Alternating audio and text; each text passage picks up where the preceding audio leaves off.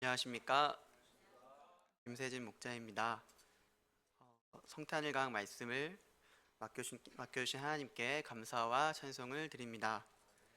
요절 말씀 누가복음 1장 33절 함께 읽겠습니다. 시작. 영원히 야곱의 집을 왕으로 다스릴 것이며 그 나라가 무궁하리라. 아멘. 성탄절이 되면 남녀노소 할 것 없이 모든 사람들이 즐거워합니다. 거리에는 크리스마스 캐롤이 흘러나옵니다. 은은한 조명 아래 랍스타, 파스타, 스테이크 등 맛있는 음식을 차려놓고 분위기를 냅니다. 어른들은 아이들에게 산타 할아버지가 두고 갔다며 깜짝 선물을 준비합니다. 선물을 받은 아이들은 눈이 커지고 한박 웃음을 지으며 집안을 뛰어다닙니다. 사랑하는 연인과 가족들이 함께하는 즐겁고 오붓한 성탄절 풍경입니다. 거기에다 새하얀 한방눈이 밤하늘을 덮는다면 생각만 해도 설레고 신이 납니다. 많은 사람들이 좋아하는 성탄절은 우리 그리스도인들에게는 더욱 특별한 의미가 있습니다. 저는 몇 주 전에 미림 목자님과 함께 다이소에 갔다가 크리스마스 장식용 조명을 하나 샀습니다. 그 조명을 거실 책장에 장식하고 불을 끄고 캐롤 음악을 트니 반짝반짝 빛이 나며 사뭇 크리스마스 분위기가 났습니다. 제가 어린아이처럼 좋아하는 미림 목자님에게 아직 11월인데 그렇게 좋아요? 이렇게 묻자 미림 목자님은 자고로 성탄절은 한 달 전부터 준비해야 하는 것이라고 말했습니다. 생각해보니 참 영적인, 여기는 물음표라고 잘못 인쇄되어 있는데요, 느낌표가 맞는 것 같습니다. 참 영적인 미림 목자님의 말이었습니다. 성탄의 의미를 오늘부터라도 우리가 충분히 묵상하고 마음을 준비하여 맞이한다면 우리 심령에 성탄의 은혜와 그로 인한 감사와 기쁨이 더욱 가득할 것입니다. 성탄절은 가장 로맨틱한 날입니다. 하나님께서 우리를 위해 하나뿐인 아들 예수님을 이 땅의 대속물로 보내사 우리를 향한 그 사랑을 확증하셨기 때문입니다. 성탄의 진정한 의미는 하나님께서 아기 예수의 모습으로 우리 인생에 찾아오신 그 크신 사랑을 기념하는 것입니다. 시골 처녀 마리아에게 임한 하나님의 은혜는 2000년이 지난 오늘을 살아가는 우리에게도 똑같이 임하고 있습니다.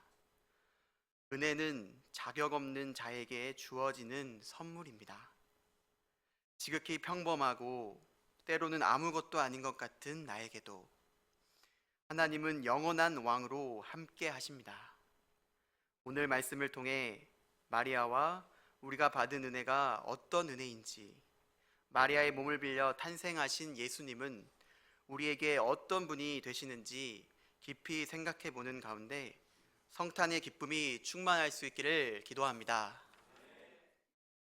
파트 1, 영원한 왕 예수님, 26절에서 33절 말씀입니다. 26절을 보십시오.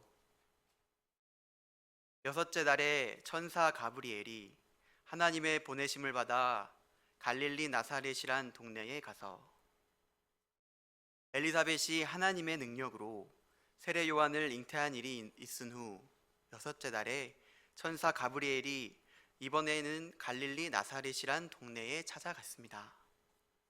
나사렛이란 동네는 구약에 한 번도 언급되지 않은 보잘것없는 작은 시골 동네였습니다. 나사렛에서 무슨 선한 것이 날 수 있느냐 반응할 정도로 무시받는 시골 마을이었습니다. 그런데 이런 시골 마을에 천사 가브리엘이 찾아온 것입니다. 이곳에는 다윗의 자손 요셉과 약혼한 처녀 마리아가 살고 있었습니다. 요셉과의 결혼할 날짜를 손꼽아 기다리는 마리아의 심정이 어떠하였을까요? 마리아는 사랑하는 요셉과 함께할 미래를 꿈꾸며 행복한 나날을 보내고 있었을 것입니다. 그러나 마리아는 단순히 세속적이고 개인적인 행복만을 꿈꾸는 여인은 아니었습니다. 그녀 역시 이스라엘의 백성으로서 성경에 예언된 메시아, 다윗의 왕위를 계승하여 이스라엘을 구원할 메시아를 기다리고 소망하고 있었습니다. 이런 마리아에게 천사 가브리엘이 찾아온 것입니다. 28절을 보십시오. 은혜를 받은 자여 평안할지어다. 주께서 너와 함께 하시도다 하니. 천사 가브리엘은 마리아에게 은혜를 받은 자라고 말했습니다. 갑작스러운 천사의 등장에 깜짝 놀란 마리아에게 천사는 다시 한번 강조해서 말했습니다. 30절을 보십시오. 천사가 이르되 마리아여 무서워하지 말라. 내가 하나님께 은혜를 입었느니라. 일반적으로 사람들은 바라고 기도하던 일이 좋은 결과로 나타났을 때에 하나님께 은혜를 받았다고 합니다. 최근 수능 시험을 치른 우리 평화 자매님이나 소망 자매님 같은 고3 수험생들은 간절히 원하던 대학에 합격했을 때, 또 우리 사랑 목동님이나 예원 자매님 같은 대학생들은 좋은 학점으로 장학금을 받았을 때 은혜를 받았다 할 것입니다. 취업 준비생들은 소희 목자님처럼 수많은 경쟁률을 뚫고 공무원 시험에 합격했을 때 은혜를 받았다 할 것이고, 목자님들은 성경 공부에 소원이 있고 마음밭이 좋은 동범 목자님과 마리아 목자님 같은 양들을 만났을 때 하나님께서 은혜를 주셨다고 기뻐할 것입니다. 우리는 실패하고 궁핍하고 병들고 아픔이 있는데 은혜라고 고백하는 사람은 아무도 없습니다. 그러나 우리가 하나님께 받은 은혜의 본질은 결과가 어떠하든지 그 순간에 하나님께서 함께 하시며 우리에게 참된 평안을 주신다는 것입니다. 아멘. 평안할지어다. 주께서 너와 함께 하시도다. 이것이 우리에게 주시는 진짜 은혜임을 고백합니다. 올 한 해 우리와 함께 하신 하나님께 감사와 찬송을 드립니다. 올 한 해 이해할 수 없는 일도 있었고 계획했던 모든 일의 결과가 좋지는 않았지만 늘 우리와 함께 하심으로 참된 평안을 허락하신 하나님이 계셔서 다시 소망을 갖고 일어설 힘을 주셨음을 고백합니다. 평탄의 의미를 깊이 묵상하며 올 한 해도 우리 각 사람과 함께 하신 임마누엘 하나님께 감사와 찬송을 드릴 수 있기를 기도합니다. 하나님은 마리아와 함께 하심으로 이루시려는 특별한 계획이 있었습니다. 31절을 보십시오. 보라, 내가 잉태하여 아들을 낳으리니 그 이름을 예수라 하라. 천사는 마리아가 임신하여 아들을 낳는다고 하였습니다. 오랫동안 자식을 기다렸던 엘리사벳에게 이런 말을 했다면 정말 은혜의 말씀이었겠지만, 결혼을 앞둔 아직 처녀인 마리아에게 혼전 임신은 은혜가 아니라 날벼락과 같은 말씀이었습니다.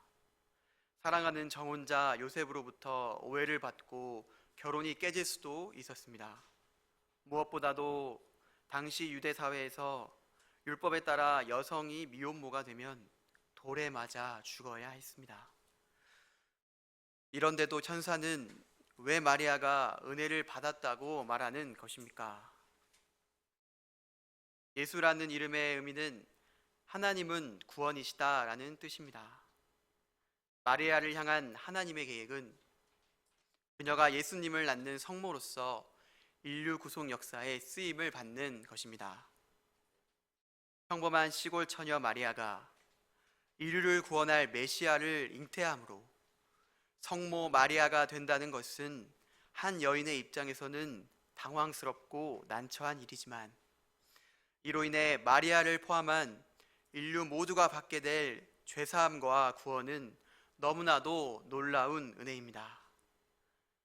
마리아가 예수님의 어머니로서 살아가면서 특별한 혜택을 받거나 영광을 누린 것은 없었습니다. 오히려 자식인 예수님의 십자가 희생의 고통을 두 눈으로 지켜보아야 했습니다. 마리아는 분명히 하나님의 은혜를 받았지만 이 은혜를 감당하는 데에는 아픔이 따랐습니다. 하나님께 은혜를 받은 우리의 삶은 어떠했습니까? 처음 예수님을 만났던 때를 생각해 보십시오. 처음 예수님을 만났던 때 우리는 그 사랑에 감격하여 기쁨이 충만하였습니다. 나의 모든 죄를 용서하시고 자유케 해주신 예수님을 위해서라면 캠퍼스 목자로 부르심에 기쁨으로 순종하여 열심히 양들을 돕고 하나님의 역사를 섬길 수 있었습니다. 이 은혜를 감당하는데 아픔도 따랐습니다. 점점 캠퍼스 대학생들을 전도하고 예수님의 제자로 세우기가 어렵다는 생각에 무기력해지고 실패의식도 생겼습니다. 제자 양성의 열매가 없이 다람쥐 쳇바퀴 돌듯 반복되는 목자의 생활이 의미 없는 고난처럼 느껴지기도 했습니다. 같은 곳에서 신앙생활을 했던 동역자들에게 외면을 당하거나 관계성이 깨지기도 하고 사랑하는 동역자들이 교회를 떠나고 알 수 없는 하나님의 뜻으로 갑작스레 우리 곁을 떠나는 아픔도 있었습니다. 올해부터 우리 삶에 갑자기 찾아온 코로나 바이러스는 일상을 빼앗아 갔습니다. 늘 당연한 일이었던 모여서 예배드리고 찬양하고 음식을 나누며 교제하는 것이 힘들어졌습니다. 올 초에 계획했던 1일 카페 등 신입생 전도 역사도 접고 말았습니다. 교회 외적으로도 우리의 삶은 녹록지 않았습니다. 취업난 속에서 어떻게든 취업하고자 많은 것들을 포기하고 힘든 하루하루를 보냅니다. 취업도 결혼도 힘든데 어찌하지 결혼한 후에는 내 집 마련, 재테크를 위해 빚을 내어 영혼까지 끌어모아 투자한다는 주식과 부동산 등을 어떻게 하면 더 잘할 수 있을까 밤낮으로 고민합니다. 한순간에 건강을 잃어 모든 것을 잃기도 하고 자녀 문제 하나 내 마음대로 되지 않아 괴로워합니다. 영원한 만족도, 영원한 평안도 없는 고통스러운 삶의 연속입니다. 우리를 고통스럽게 하는 현실 문제의 근본에는 죄와 죽음의 문제가 있고 우리의 힘으로는 결코 여기서 자유로울 수 없습니다. 죄와 죽음에서 우리를 구원해 줄 수 있는 분은 오직 예수님 뿐이십니다. 하나님은 우리의 죄와 죽음의 문제를 해결하시기 위해 예수님을 마리아의 품으로 보내신 것입니다. 32절, 33절 천사의 말을 함께 읽어보겠습니다. 시작. 그가 큰 자가 되고 지극히 높으신 이의 아들이라 일컬어질 것이요 주 하나님께서 그 조상 다윗의 왕위를 그에게 주시리니 영원히 야곱의 집을 왕으로 다스릴 것이며 그 나라가 무궁하리라. 아멘. 어떤 면에서 예수님이 우리의 참 구원자가 되십니까? 첫째로 예수님은 큰 자가 되십니다. 뭐라고요? 예수님은 큰 자가 되십니다. 큰 자란 great, 위대한 자를 뜻합니다. 사람들은 업적, 영향력을 보고 그 사람의 위대함을 평가합니다.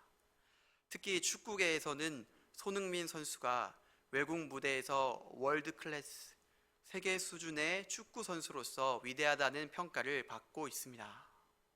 그러나 이런 위대함은 예수님의 위대함에 비하면 아무것도 아닙니다. 예수님의 영향력을 보십시오. 지구의 한 귀퉁이에 작은 점도 안 되는 갈릴리 나사렛에서 시작된 구원 역사는 온 유대와 사마리아를 넘어 땅끝까지 퍼져 2000년이 지난 오늘날 하나님을 믿는 자녀가 전 세계 인구의 3분의 1을 차지할 정도로 그 영향력을 끼치고 있습니다. 예수님은 본체가 위대하신 하나님이시며 하나님의 아들이십니다. 그러나 예수님의 진정한 위대함은 겸손과 낮아지심에 있습니다. 엄청난 권세를 지셨음에도 불구하고 죄인들을 구원하시기 위해 모든 영광과 권세와 특권을 다 버리시고 종의 형체를 입고 이 땅에 오셨습니다.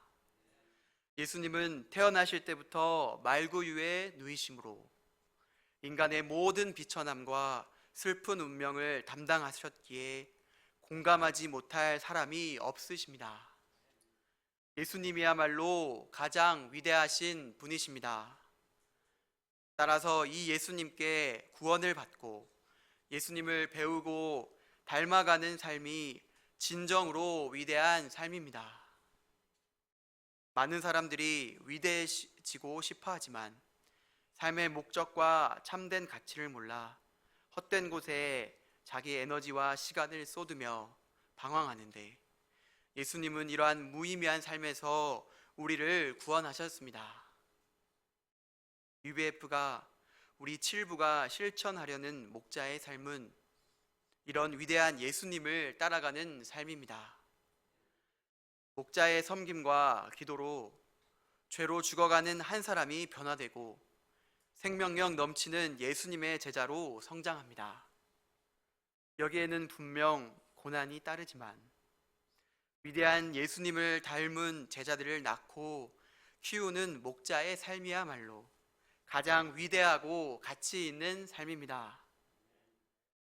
우리에게 주신 이 사명 있는 삶이 은혜임을 기억하고 이 하나님의 은혜를 잘 감당할 수 있기를 기도합니다. 둘째로, 예수님은 우리를 다스리는 영원한 왕이 되십니다. 뭐라고요?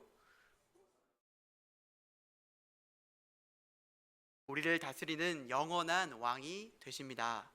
아멘.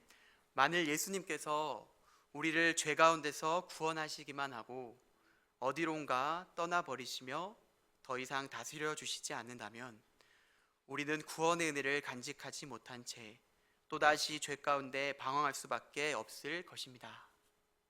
32절 보십시오. 그 조상 다윗의 왕위를 그에게 주시리니. 다윗은 하나님의 마음에 합한 왕으로서 하나님은 그를 심히 기뻐하셨습니다. 그리고 그의 후손 중에서 메시아가 나게 하실 것이라고 약속하셨습니다. 그러나 다윗의 후손으로 오신 예수님은 온 백성 위에 군림하는 정치적인 왕이 아니라 온 백성 아래서 섬기는 영적인 왕이십니다. 예수님은 사랑과 평강으로 다스리시는 왕이십니다. 누가 다스리느냐에 따라 그 나라 백성들의 삶이 달라집니다. 율법적이고 감정적이었던 사울 왕이 이스라엘을 다스릴 때에는 백성들은 공포에 떨며 많은 괴로움을 겪었습니다. 그러나 다윗 왕이 나타나 공의와 사랑과 평화로 나라를 다스리자 백성들은 기뻐하며 행복을 누릴 수 있었습니다. 우리의 마음도 마찬가지입니다. 우리의 마음도 사탄이 다스리느냐 아니면 예수님이 다스리느냐에 따라 행복과 불행이 좌우됩니다. 특히 오늘날과 같은 물질 만능주의 시대에는 돈이 많고 적음에 따라 행복이 좌우되는 것처럼 보입니다. 그러나 이 또한 다스림의 문제입니다. 사탄의 다스림을 받는 자는 아무리 풍족한 상황에서도 늘 불만족스럽고 불행하고, 예수님의 다스림을 받는 자는 아무리 부족한 상황일지라도 늘 하나님께 감사하고 행복합니다. 결국 예수님의 통치가 행복의 열쇠입니다. 사탄은 오늘도 우리의 마음에 정욕과 시기심과 미움과 불평과 인간적인 생각이 가득하게 하여 우리 영혼을 지배하려고 합니다. 그러나 우리의 마음에 예수 그리스도를 왕으로 모시고 예수님께서 내 마음과 생각을 다스리도록 한다면 우리의 내면은 참 기쁨과 자유와 놀라운 평강으로 가득하게 됩니다. 예수님의 영원한 다스림을 받읍시다. 우리 다 같이 한번 선포해 볼까요? 시작. 예수님의 영원한 다스림을 받읍시다. 아멘. 우리 심령에 사탄의 통치가 틈타고 있지는 않은지 분별하여 예수님의 통치 앞으로 나아갈 수 있기를 기도합니다. 나의 죄와 연약함을 예수님의 보좌 앞에 내려놓고 그분의 다스림을 받는 매일의 일상 속에서 참된 행복을 누릴 수 있기를 기도합니다. 셋째로, 예수님의 나라는 무궁합니다. 뭐라고요? 예수님의 나라는 무궁합니다. 아멘. 33절을 보십시오. 33절을 함께 읽어보겠습니다. 시작. 영원히 야곱의 집을 왕으로 다스리실 것이며 그 나라가 무궁하리라. 아멘. 세상 나라는 흥망성쇠를 거듭했고 어떤 나라는 기근과 재해로, 어떤 나라는 전쟁과 질병으로 멸망하여 역사 속으로 사라졌습니다. 특히 오늘날은 코로나 바이러스 감염으로 인해 사람들의 생명이 위협받고 자유롭던 일상을 잃어버린 세상을 바라볼 때 우울해지고 허무함과 절망에 빠질 수밖에 없습니다. 그러나 예수님이 다스리시는 나라는 절대 망하거나 쇠하지 않습니다. 야곱의 집이란 영적으로 하나님을 믿고 섬기는 모든 교회와 성도를 말합니다. 우리는 세상 나라에 속해 있지만 근본적으로는 예수님 나라의 백성입니다. 우리의 시민권은 하늘에 있고 하나님은 우리를 흑암의 권세에서 건져내사 그의 사랑하는 아들의 세계로 옮기셨습니다. 그러므로 우리는 허무하고 절망적인 세상만 바라보며 한탄하고 있을 것이 아니라 언젠간 우리도 예수님의 무궁한 나라에 들어갈 것이라는 소망을 두고 적극적으로 현재를 살아가야 합니다. 그리스도인들에게 예수님의 나라는 현재를 살아가는 이유입니다. 예수님의 나라가 있기 때문에 이 땅에서 복음을 위해 부지런히 수고하며 숱한 환난과 핍박을 이겨내고 손해를 보더라도 섬기고 사랑하며 용서할 수 있습니다. 예수님의 나라가 있기 때문에 이 땅에서 받는 고통도 언젠가는 끝나고 영원한 안식과 평강을 누릴 수 있습니다. 예수님의 나라가 있기 때문에 사랑하는 사람들을 떠나보내도 더 좋은 모습으로 다시 만날 것을 기약할 수 있습니다. 그러므로 예수님 나라에 투자하는 것은 결코 어리석은 일이 아니라 영원한 생명을 위한 가장 지혜로운 투자입니다. 세상이 허무하고 절망적일수록 영원무궁한 예수님의 나라, 천국을 확장해 나가는데 전심을 다해야겠습니다. 세상이 악할수록 세월을 아껴 더욱 적극적으로 예수님을 따름으로 영원무궁한 천국을 소유할 수 있기를 기도합니다. 파트 2, 말씀대로 내게 이루어지리이다. 천사로부터 은혜의 메시지를 들은 마리아의 반응이 어떠했습니까? 마리아가 천사에게 말하되 나는 남자를 알지 못하니 어찌 일이 있으리이까? 처녀가 어떻게 아들을 낳을 수 있다는 말입니까? 35절을 보십시오. 천사가 대답하여 이르되 성령이 내게 임하시고 지극히 높으신 이의 능력이 너를 덮으시리니 이러므로 나실 바 거룩한 이는 하나님의 아들이라 일컬어지리라. 이 말씀은 예수님의 탄생은 성령의 능력으로 된 이름을 가르쳐 줍니다. 천사는 나이가 들어 임신하지 못했던 엘리사벳도 하나님의 능력으로 아들을 잉태했음을 예시로 들었습니다. 그리고 결론적으로 말했습니다. 하나님의 모든 말씀은 능하지 못하심이 없느니라. 하나님의 모든 말씀은 능하지 못하심이 없느니라. 아멘. 마리아가 하나님께서 이루시는 역사에 쓰임받기 위해서는 자신이 알고 있는 지식이나 인간적인 생각보다 하나님의 말씀의 능력을 믿어야 합니다. 하나님의 말씀을 믿을 때 우리의 생각으로는 불가능이라고 단정지었던 일들을 가능케 하시는 전능하신 하나님을 체험할 수 있습니다. 이때 마리아는 어떻게 했습니까? 정혼자 요셉과 상의한 후에 결정하겠으니 하루만 여유를 달라고 했습니까? 아닙니다. 그녀는 바로 그 자리에서 하나님의 말씀을 믿음으로 영접하였습니다. 38절을 보십시오. 마리아가 이르되 주의 여종이오니 말씀대로 내게 이루어지리다. 우리 7부에 이 마리아 자매님과 같은 우리 소희 목자님 한번 이 마리아의 고백을 한번 저희들을 위해서 한번 고백해 보시겠습니다. 시작. 아멘. 마리아가 이르되 주의 여종이오니 말씀대로 내게 이루어지리이다. 이 고백과 함께 마리아는 그리고 소희 목자님은 자신의 인생을 하나님께 맡겼습니다. 마리아 인생 계획은 왕의 어머니가 되는 것이 아니라 평범한 요셉의 아내가 되어 가정을 이루고 사는 것이었는지도 모릅니다. 그러나 마리아는 자신의 계획보다 자신을 향한 하나님의 계획을 더 귀하게 여기고 이를 믿음으로 영접했습니다. 마리아는 요셉의 오해와 사람들의 비난, 돌에 맞아 죽을지도 모르는 위험도 기꺼이 감수하려고 했습니다. 마리아가 이렇게 순종할 수 있었던 이유가 무엇입니까?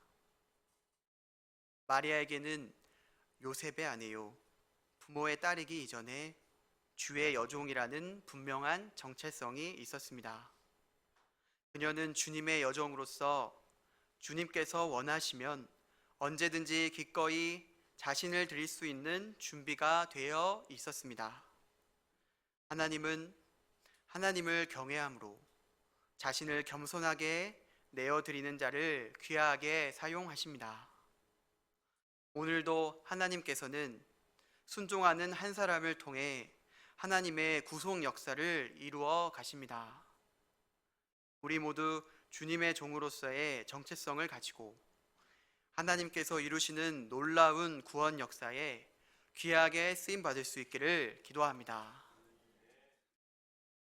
39절을 보십시오. 이때에 마리아가 일어나 빨리 산골로 가서 유대 한 동네에 이르러. 마리아는 믿음으로 하나님의 은혜를 영접했지만 얼떠떠란 마음에 위로와 공감이 필요했습니다.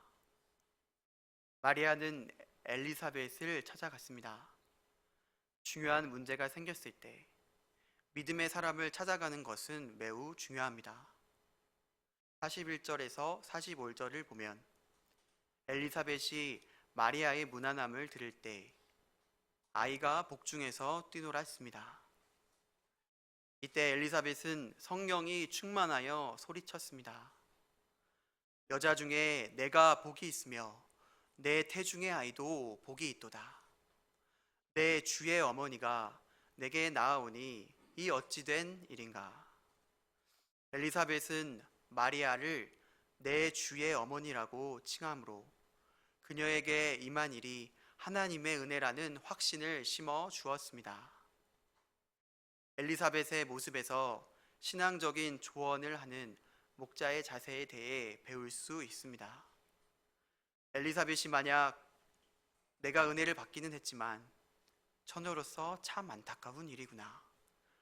요셉과 의논하고 결정하지 않고 너무 성급하게 결단한 것은 아니냐. 이런 인간적인 소리를 했다면 마리아는 이 상황이 더욱 헷갈리고 자신의 선택이 잘못된 것은 아닌지 힘들어졌을 것입니다. 그러나 엘리사벳은 온전히 하나님의 편에서 이를 바라보고 마리아가 얼마나 복받은 자인가를 설명해 주었습니다. 엘리사벳은 하나님이 마리아를 위해 준비해 놓으신 좋은 목자였습니다.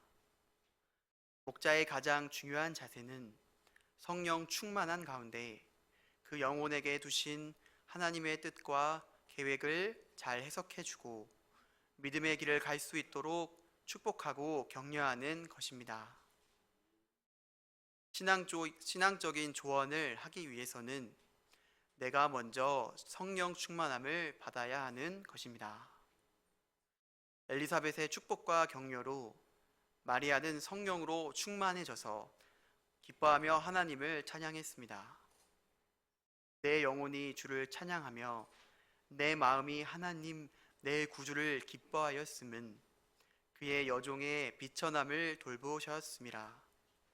보라, 이제 후로는 만세의 나를 보게 했다 일컬으리로다. 마리아는 주님께서 평범하고 보잘것없이 비천한 자신을 돌아보시고 예수님을 잉태할 수 있는 특권을 주신 것을 하나님의 은혜요 축복임을 알고 감사하였습니다. 뿐만 아니라 하나님은 마음의 생각이 교만한 자를 흩으시고 비천한 자는 높이시지만 권세 있는 자는 내리치시고 줄이는 자는 배불리시지만 부자는 빈손으로 보내시는 공의로운 분이심을 발견하였습니다. 더 나아가 하나님이 결국에는 우리에게 메시아를 보내심으로 조상들에게 한 약속을 지키시는 신실한 분이심을 깨닫고 찬양하였습니다. 마리아에게 어느 날 갑자기 임한 천사의 메시지처럼 마치 제게도 천사가 와서 은혜 받은 자여 내가 성탄일강 말씀 강사니라 하며 제가 말씀 강사를 맡게 됐는지도 모릅니다. 과연 이 일이 은혜라고 할 수 있는가? 제가 고민하고 생각하던 중에 한 번 더 우리 목자님들을 통해서 제게 말씀하신 것 같았습니다. 세진 목자님이 성탄일강 말씀 강사입니다. 저는 요셉과 같이 든든한 동역자 미림 목자님에게 가서 내가 성탄일강 말씀 강사를 맡게 되었다고 이 일을 상의하지도 않고 곧바로 팀 목자님인 애녹 목자님을 찾아가 제가 성탄일강 말씀 강사라는데 은혜로 이를 영접은 했는데 잘한 것인지 말씀을 섬기는 기쁨도 알지만 시간에 쫓기니 부담스럽기도 했다고 속마음을 이야기하였습니다. 애녹 목자님은 마치 성령 충만한 엘리사벳처럼 제가 이 하나님의 하나님의 음성에 순종할 수 있도록 하나님의 편에서 말씀을 섬기는 유익에 대해 충분히 설명한 후에 넘치도록 축복해 주셨습니다. 그리고 아픈 다리를 이끌고 부상 투혼으로 지난주 예배 말씀을 전하며 몸소 메신저가 얼마나 축복된 자리인지 알고 이를 경외하는 마음으로 감당하는 목자님의 모습을 통해 제가 은혜를 받고 비로소 온전히 주의 종이오니 말씀대로 내게 이루어지리다 하고 고백할 수 있었습니다. 제가 성탄 말씀을 섬기는 은혜를 영접할 수 있도록 섬세하게 인도하여 주시고 이런 고백을 하게 하신 하나님께 감사와 찬송을 드립니다. 말씀을 섬기면 하나님 앞에 영적인 방향성이 생기고 이를 감당할 만한 힘과 믿음이 생겼습니다. 2017년 로스쿨 시험에 낙방한 가을날 저는 야구 목자님과 가을 수양회의 프레시한 말씀 강사로 섬길 수 있었습니다. 그때 제게 주신 말씀은 여리고를 무너뜨린 믿음의 말씀이었는데 현실에 있는 로스쿨 입학도 무너뜨리지 못한 제가 이 말씀을 전한다는 것이 부끄럽고 하나님께 영광도 되지 못한다고 생각했었습니다. 그러나 하나님께서는 믿음이 없이는 하나님을 기쁘시게 하지 못하나니 하나님께 나아가는 자는 반드시 그가 계신 것과 또한 자기를 찾는 자들에게 상 주시는 이심을 믿어야 할지니라. 이 말씀을 통해서 어떤 상황에서도 하나님을 믿고 신뢰하며 나아가려는 나의 이 모습이 하나님께는 기쁨이고 영광이 되는 것임을 깨닫게 하셨습니다. 하나님은 제가 어떤 길로 가든지 늘 저와 함께 하시며 가장 좋은 것들을 예비하시고 계심을 굳게 믿게 하셨습니다. 그 믿음대로 군대에서도 늘 부족함 없이 하나님의 예비하심을 넘치도록 체험하였습니다. 새벽과 밤낮 동안 보초를 서며 하나님과 교제했고 하나님께 수시로 기도했을 때 제 모든 기도에 신실하게 응답하셨습니다. 하나님께 드린 기도대로 미림 목자님과 정혼을 이루게 하시고 그 기도대로 전역한 지 5일 만에 현재의 직장으로 인도하시고 그 기도대로 사랑하는 칠부 동역자님들 곁으로 올 수 있었습니다. 칠부로 돌아온 2019년은 제게 최고의 해였고 무엇보다 칠부 청년부를 세우고 하나님 역사에 동역할 것을 생각하니 기쁘고 감사했습니다. 그러나 얼마 지나지 않아 사랑하는 야구 목자님의 갑작스런 암 선고는 제게 너무나 큰 영향을 미쳤습니다. 야구 목자님은 항상 제게 가장 좋은 친구요, 최고의 동역자요, 든든한 조언자였습니다. 항상 제 말에 귀를 기울여주고 날마다 신앙에 대해 하나님의 역사에 대해 이야기를 끊임없이 나눴습니다. 사람의 숫자가 중요한 것이 아니라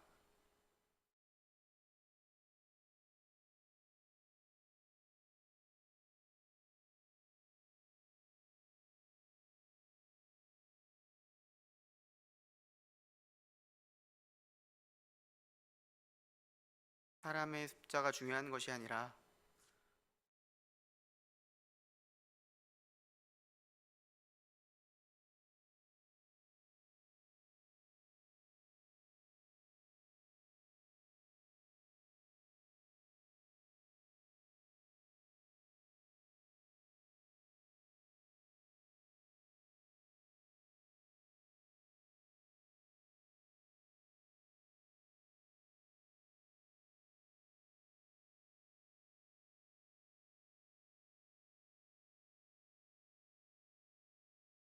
사, 사,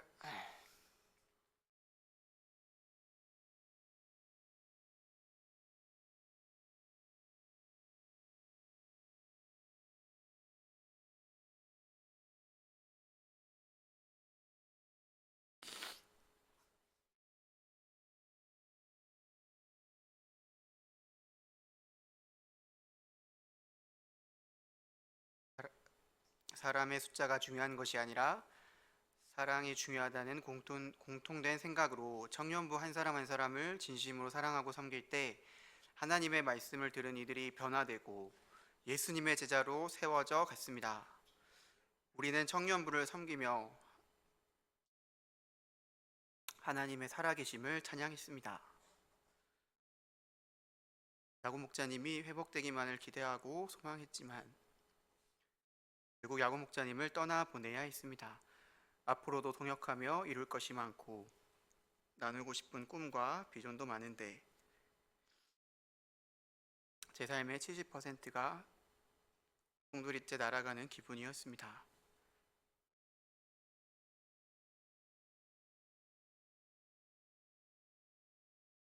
대로 슬퍼할 시간도 없이 야구 목자님을 보내고 그 빈자리로 인한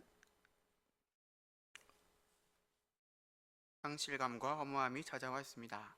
그렇게 야구 목자님과 함께 꿈도 비전도 잃은 채 분주한 시간 속에 어찌어찌 흘러가는 삶에 겨우겨우 반응하며 살고 있었는지도 모릅니다.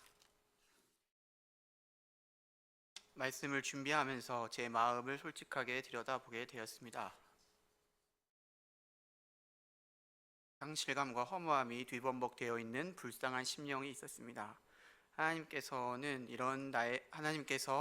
이런 나에게 주시고자 하는 은혜가 무엇일까요? 은혜 받은 자여 평안할지어다. 그래서 너와 함께 하시도다. 하나님께서는 2020년 내 삶에 많은 변화가 있었지만 두렵고 아프고 허무한 심령을 내려놓고 평안하라고 하십니다. 그리고 하나님께서 내미시는 함께 하심의 은혜를 붙잡으라고 하십니다. 예수님께서 자격 없는 자를 위해 오늘도 죄사함과 영생을 베푸시고 믿음과 새 힘을 주시는 것을 믿고 다시 일어나라 하십니다. 그리고 가장 좋은 동역자이신 성령님과 함께 동역하자고 하십니다. 제 허무하고 슬픈 속마음을 털어놓자 미리 목자님이 위로해 주었습니다. 최근에 야구 목자님이 꿈에 나와서 우리를 흐뭇하게 바라보았다고 말해 주었습니다. 그리고 이제 제 곁에는 야구 목자님이 없지만 이제는 자신이 있다고 하였습니다. 자신이 야구 목자님만큼 최고의 동역자가 되어주겠다고 하였습니다. 사랑하는 청년부를 섬기고 다시 목자님들과 아름답게 동역하며 하나님 역사를 이루어 나가자고 하였습니다. 하나님은 미리 목자님을 통해서도 함께 하심의 은혜를 주셨습니다. 제가 성탄의 은혜를 통해 하나님 앞에 다시 영적인 방향성을 잡고 일어날 수 있기를 기도합니다. 예수님처럼 섬기는 삶이 가장 위대한 삶임을 기억하고 한 영혼을 섬기고 사랑하는 일을 멈추지 않고 잘 감당할 수 있기를 기도합니다. 가정교회를 통해 청년부 형제자매님들이 예수님의 제자로 서도록 든든하게 서포트할 수 있기를 기도합니다. 청년부가 말씀을 전하고 1:1 성경 공부를 할 수 있는 역량을 키울 수 있도록 말씀 역사와 1:1 역사에 제가 먼저 앞장설 수 있기를 기도합니다. 예수님은 영원한 왕이 되시고 그의 나라는 무궁합니다. 코로나로 인해 주춤해지고 많은 것들이 제약되지만 창조적인 믿음으로 이 상황을 뚫고 나갈 수 있기를 기도합니다. 이 땅에서의 삶이 전부가 아님을 기억하고 사랑하는 야곱 목자님이 하나님 앞에 순금같이 되어 영원한 나라로 들어간 것처럼 저 또한 영원한 하나님의 나라를 소망하며 맡겨진 사명을 잘 감당할 수 있기를 기도합니다. 결론적으로 마리아의 몸을 통해 이 땅에 오신 예수님은 우리를 죄와 죽음의 세력에서 구원할 구원자이십니다. 예수님은 우리를 다스리시는 영원한 왕이 되십니다. 이번 성탄의 은혜가 우리 심령에 새롭게 임하시기를 간절히 기도합니다. 또한 지극히 평범하고 비천한 삶을 살던 우리를 돌보사 구원하시고 하나님의 자녀들을 낳고 키우는 귀한 구원 역사에 쓰임받게 하신 은혜를 깊이 깨닫고 올 겨울 심령에 따뜻한 감사와 찬송이 충만하기를 기도합니다. 함께 요절 말씀 33절 읽고 제가 기도하고 마치겠습니다. 시작. 야곱의 집을 왕으로 다스릴 것이며 그 나라가 무궁하리라. 살아계신 하나님 아버지 감사합니다. 성탄절 말씀을 통해서 무엇보다 저희가 이 성탄절의 의미를 충분히 묵상하고 마음을 준비하여 맞이해야 함을 깨닫습니다. 우리 심령에 우리를 위해 이 땅에 내려오시고 임마누엘 하신 성탄의 은혜와 그로 인한 감사와 기쁨이 더욱 충만하기를 간절히 기도합니다. 예수님의 왕 되시고 또 예수님의 나라가 무궁한 것임을 믿고 이 세상 나라에 절망하고 실망하고 주저앉아 있을 것이 아니라 적극적으로 예수님의 다스림을 받고 그 무궁한 나라를 소망하는 가운데 우리에게 주신 은혜인 이 캠퍼스 목자의 직분을 잘 감당할 수 있기를 간절히 기도합니다. 올 겨울 어느 때보다도 하나님의 은혜와 사랑으로 따뜻한 성탄을 저희들 심령 가운데 허락하시기를 간절히 기도합니다. 사랑하는 예수님의 이름으로 기도합니다.